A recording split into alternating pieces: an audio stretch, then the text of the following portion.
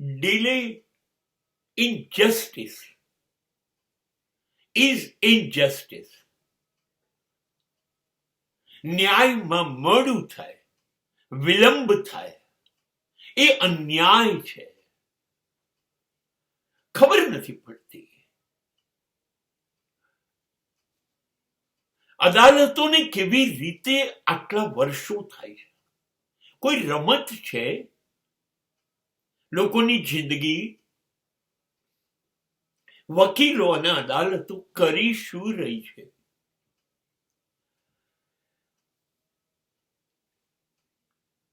એક જણાએ જાહેરમાં તલવાર લઈને કોઈને મારી નાખ્યા, કોઈએ કોઈને બંદૂકની ગોળીઓથી મારી નાખ્યા, અને એ સાચું નથી, ખોટું છે. એને માર્યા કે નહીં એ સાબિત કરવામાં 15, 20, 25 વર્ષ જાય છે. કોઈએ કોઈનું ઘર લઈ લીધું, કોઈએ કોઈની જમીન લઈ લીધી, કોઈએ કોઈની મિલકત લઈ લીધી, એને પાછી અપાવવામાં વર્ષો જાય છે. એટલે શું કરી રહ્યા છીએ આપણે? Why it is delayed? What is the game behind that?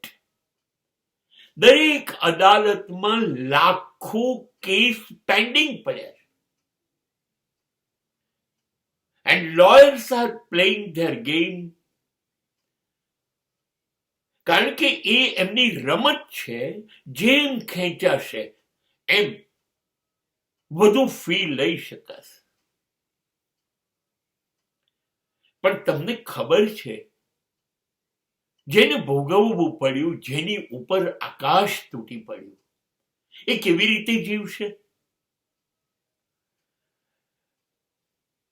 કોઈ એક વ્યક્તિને કોઈ એક સંસ્થાએ રિટાયર્ડ થયા પછી પેન્શન આપવાની કે એને હક આપવાની ના પાડી. હવે 60 વર્ષે રિટાયર્ડ થાય છે. હવે લડશે. એની સંસ્થા નીચલી કોર્ટમાં હારી જાય તો હાઈકોર્ટમાં જશે. હાઈકોર્ટમાં હારી જાય તો સુપ્રીમ કોર્ટમાં જશે. અને આ પ્રોસેસમાં 20 વર્ષ જશે. 60 વર્ષનો માણસ 80 વર્ષ પહેલા મૃત્યુ પામશે. કોઈ એક વ્યક્તિને કોઈએ મારી નાખ્યો છે કે નથી મારી નાખ્યો એ સાબિત કરતા કોર્ટને 20 વર્ષ થશે. ત્યાં સુધી એની પત્ની શું કરશે, કેમ જીવશે, એના બાળકોનું ભવિષ્ય શું? પણ આપણને એવી ચિંતા નથી. હોતી હૈ, ચલતી હૈ. Nobody is interested.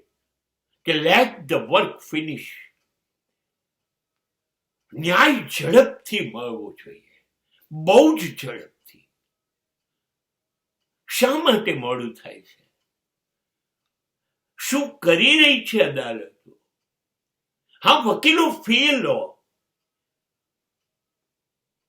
પણ ઝડપથી પૂરું કરો ને બિચારાઓને જેને અન્યાય થયો છે એ જિંદગી જીવતા થાય. સરકાર ધારે તો બધું જ કરી શકે, પણ સરકાર ના જે કેસ ચાલે છે એ પણ 20 વર્ષ, 30 વર્ષ, 50 વર્ષ. રામ મંદિરનો કેસ પેઢીઓ બદલાઈ ગઈ ત્યાં સુધી પરિણામ ન આવે.